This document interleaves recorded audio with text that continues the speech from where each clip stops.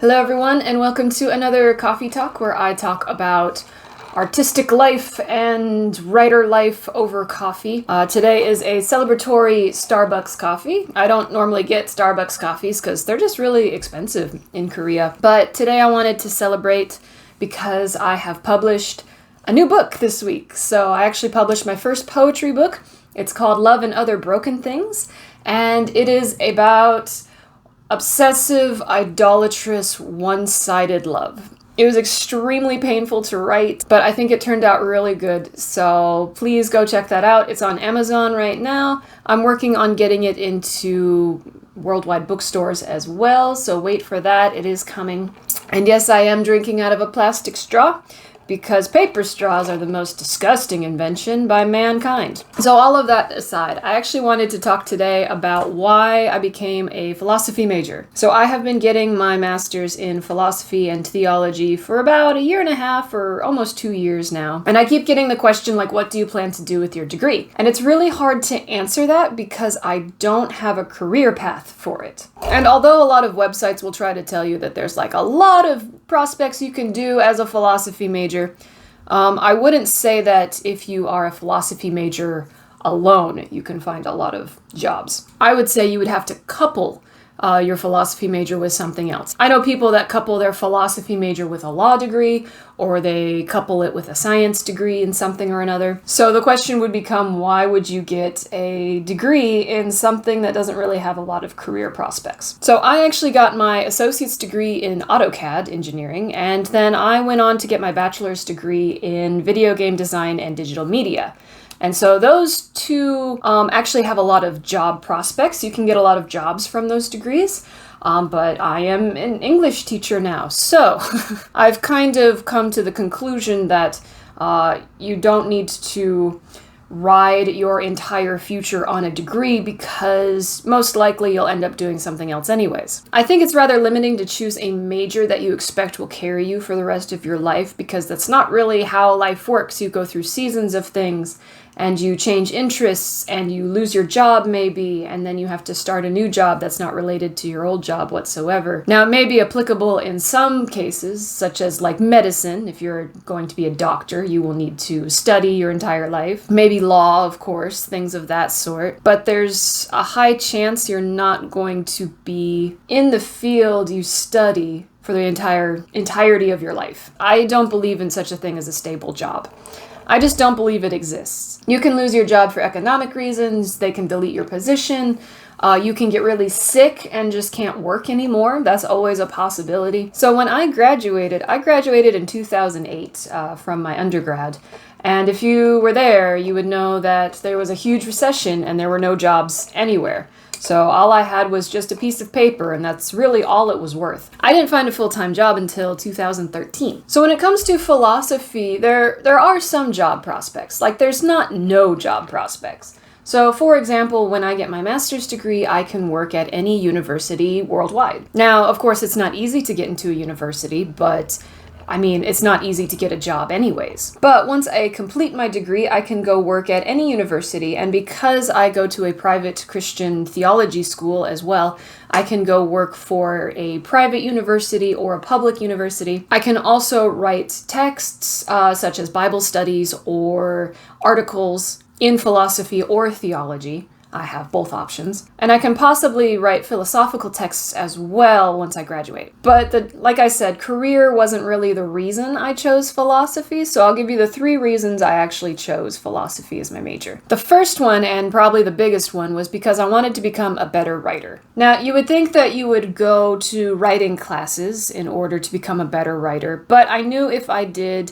fiction writing or literature classes, I would be miserable, and that they would probably suck all the life and joy out of literature and writing that they possibly could. So instead of getting something directly related to writing, I wanted to do something that could parallel to it. And one of my influences for this was C.S. Lewis. C.S. Lewis was a Christian philosopher, basically, who wrote a lot of fiction and nonfiction. So he wrote a lot in Christian apologetics, and he also wrote like The Lion, the Witch, and the Wardrobe, and he did a lot of adult fiction that I really, really love, such as the Screwtape Letters Or my favorite is The Great Divorce. And The Great Divorce is basically a philosophical, theological fiction story about a man who takes a bus to heaven, and he meets all of these, well, not meets, maybe he observes all the different types of people that are in heaven that he wasn't expecting to be in heaven, and their conversations with each other. So he really influenced my application at 2 or 3 in the morning to get my philosophy master's. So I write romantic fiction, so you might think that there is a disconnect between writing romance and writing philosophy, but I actually think it's quite the opposite. I think romantic relationships are such a big part and foundational part of how we view the world and how we interact with it. Romantic relationships are massively influential and powerful in the human life, directly and indirectly. So even the way that your parents interact with each other affects you as an adult. All of your relationships in the past, coming up to now, have affected you in some way. So for me, when I write fiction, I want to focus on a few things. One of them is the character worldview. That will affect the entire story, how your character views the world, what they believe, the lies they believe, the truths they believe, how those mix together. That's going to affect the entire story. And to have in-depth characters, I have to study multiple types of worldviews. I cannot just force my worldview into every single character in every single book. That doesn't allow for any conflict. That doesn't allow for any sort of soul searching. It makes everything bland. Fiction is one of those places where you can explore different ideas and how they might play out, which would also affect the story. So I also want to pay attention to what the plot becomes when you put all of these people in different worldviews in the same place. So in my second book, The Rebellion, I have multiple characters with different views on women in the battlefield. So it's not meant to be like an argumentative piece in any way. I'm not trying to like sway you in any direction. I'm just putting people with different ideas and perspectives in the same place to see what would happen and what kind of conversations they would have. So my main character is female, and she really wants to fight in the field for her family. She wants to go up against the emperor. She wants to protect her home. And she has 3 responses. There's 3 male characters, and 3 of them respond in different ways.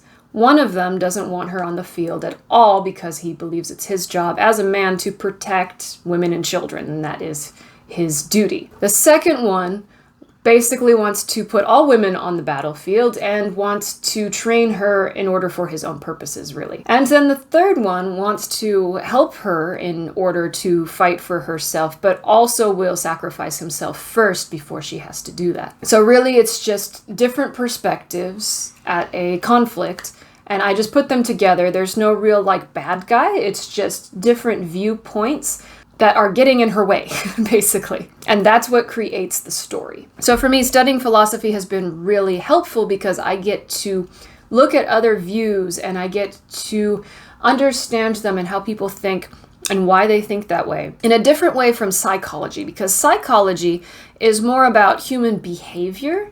It's related to philosophy, but it's not exactly worldview. I would consider it the external results of worldview, how people behave based on trauma and things of that sort, which is also really good to study if you are a writer and you have characters. I also recommend studying psychology, but I really wanted to study worldview and I really wanted to study arguments. And there's other reasons I wanted to study philosophy, so I'll tell you the other parts now. So the second reason I wanted to study philosophy is because philosophy is good for leadership. As a teacher, I am asked a lot of questions that is not related to English, but my students are interested in my ideas as a foreigner in Korea, as a teacher, as a Christian. And so my students will ask me questions that are not related to English at all. They just want a second perspective from the other side of the world, I guess. Now, of course, I offer my opinions just as opinions, but I'm not trying to convince my adult students to agree with me on anything. But I want to be able to articulate and explain what my position is and what the arguments are and why I chose the side that I chose. You don't even really have to choose sides. I think choosing sides is a little weird. So maybe I wouldn't say choosing sides, but choosing my worldview, I would say, because it's not really a side. It's more of a collection of agreements. I want to be able to offer different perspectives so I can explain my viewpoint in contrast to other viewpoints. And if you're working as a leader in any position, if you are an educator or if you are an entrepreneur or if you're just kind of a leader in the community or just a leader in your own house, you need to be able to understand ideas, express them, find the holes and arguments in all of them, and make a decision in light of the opposing views. Now, you may think that you're not in a leadership position, or maybe you feel kind of powerless. I would say that everyone is in charge of leading themselves at the very least. If more people tried to lead themselves properly, instead of trying to lead other people improperly, we might be better off. So you're in charge of at least leading yourself. You are in charge probably of leading your family in some sort of way. So it's either that you are married with a family and you are in charge, you are co-leader of that family, or maybe you are the child, but there will be a day when your parents will not be able to take care of themselves the way that they used to, and you will be the leader in that situation. So one way or another, you will become a leader of something. Maybe your friends look up to you, and if they don't look up to you, you might want to think about that. I have never considered myself a born leader, but I also wanted to make it so I'm not a blind follower. And eventually I will have a family of my own, God willing, and so it will be my responsibility to lead my children and my family in the right direction with opposing worldviews and conflicts and everything else that goes on in the world in every generation. I would say if you have any interest in leadership, such as education or business or anything of that sort, philosophy will be very foundational for your leadership. And the third reason I chose philosophy is because I like it. I have no idea why people study something that they hate for 4 years and then drop thousands of dollars on it so they can get a job in something they don't like, so they can trade a third of their life to something they hate for money and then die. I don't know, to me that's weird. And I'm not saying like we should starve to death or anything like that, but I'm just saying if you're going to spend your money on studying something, it should be something that you're interested in. Now, here in Korea, the job market is extremely competitive, and so all of my students' parents will tell them to do things in the STEM field, such as engineering or medicine or something like that, because the job market is incredibly competitive, and my students' parents are worried that my students will starve to death, and so fair. I can't really sit on my Western perspective and look down on that, because that's just the reality here. But there's something to be said that you should go for something that you're interested in and something that you're actually skilled at, or can at least become skilled at. Because here's the thing, you can go to medical school and become a doctor, but that doesn't mean you'll be a good doctor. If you don't have the personality or the brain wiring to be a doctor, you're actually putting more people in danger. So when I was younger, I wanted to become a police officer. I actually even went to police academy for a year at my school, and I had the worst time of it. So regardless of the need for police officers, regardless of my very aggressive and angry personality at the time, that could probably be a pretty good police officer, maybe. And despite all of my interests in law enforcement, I could just not handle dead bodies. I could not handle the life and death decisions. I couldn't handle snap decisions. I couldn't handle adrenaline. No matter how bad I wanted it, it was just not something that I could mentally and physically sustain. And I knew if I kept pursuing it, that sooner or later I would either break mentally, my health would be trash, or even worse, I would be putting someone else in danger in a very critical situation. Could I have gotten better?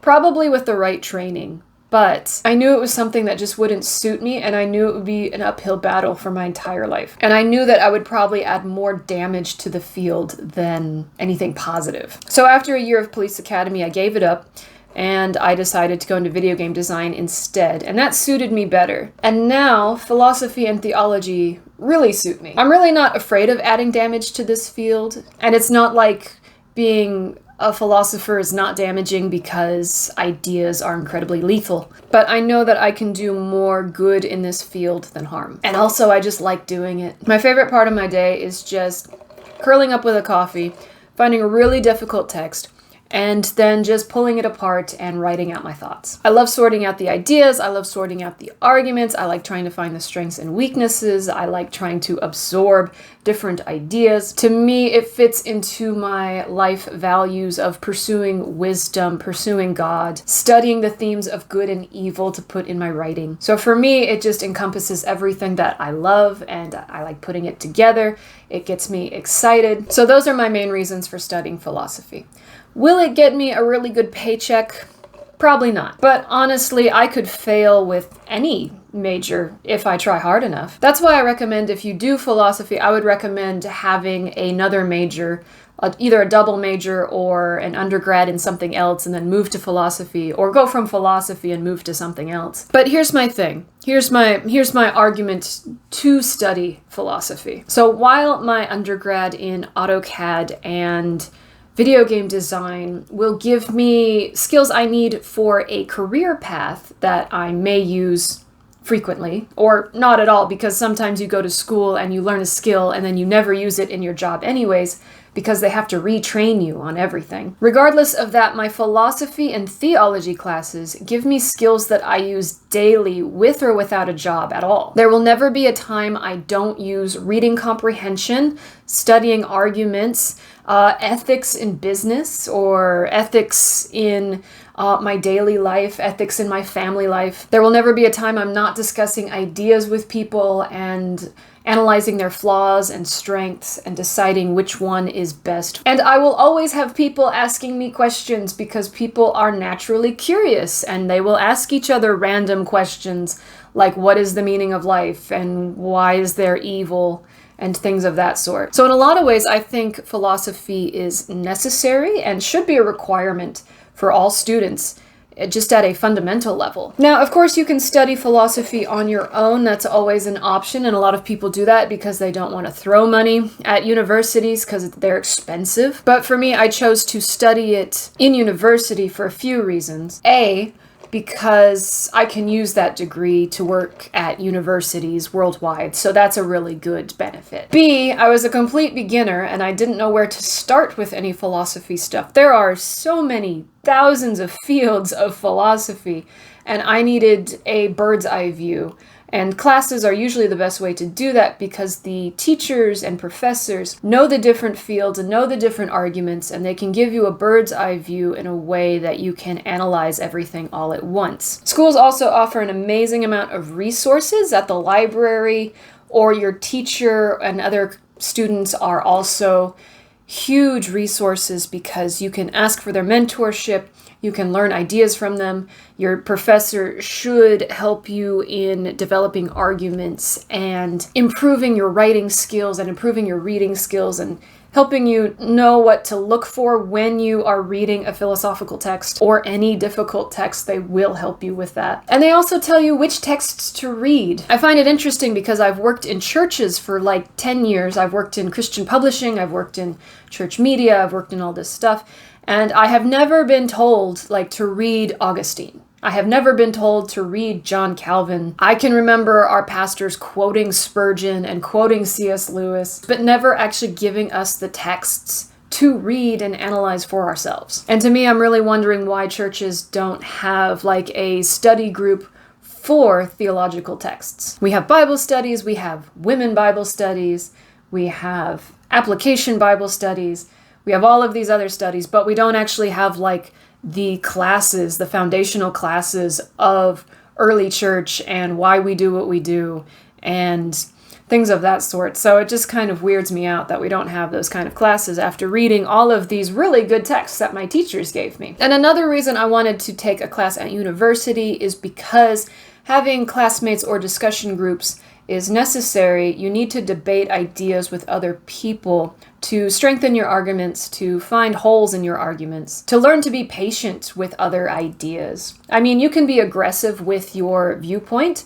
but it doesn't really help the conversation very much. I feel like we're just choosing our side and then just yelling at people who think differently and not really understanding. And I'm not saying that philosophers are patient, loving people, because if you read anything from historical philosophical texts. Wow, I really slurred that. What's in this coffee? When you're reading anything from ancient philosophical texts, it's usually just people yelling at each other anyways and insulting dead people, because we can argue with dead people as well. That's part of our skill set. But at least when you study philosophy, you have the arguments of the other side in your arsenal, so you at least understand them even if you don't agree with them. So for me, philosophy also just gives me a lot of value for my daily life. I can study things such as, is it okay to be angry with God?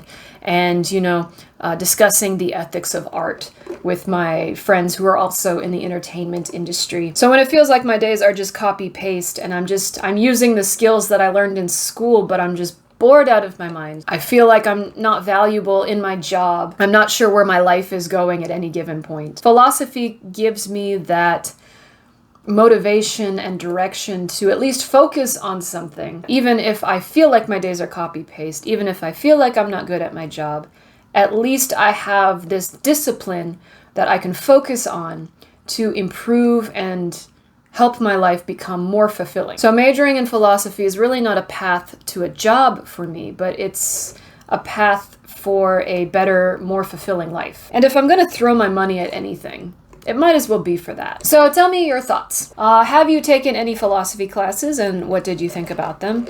Are you majoring in philosophy now, or are you considering it, and why? If you have majored in philosophy or in any sort of arts degree, what kind of value did you get from it? But those are my thoughts on my philosophy degree. If that was helpful, give it a like, share it. Go check out my new book, Love and Other Broken Things, if you want some dark, philosophical, romantic, gothic poetry. Yeah, that's enough adjectives, I think. And I am now finished with this coffee and a little sad, but I will catch you tigers later. Keep being beautiful beasts. Peace.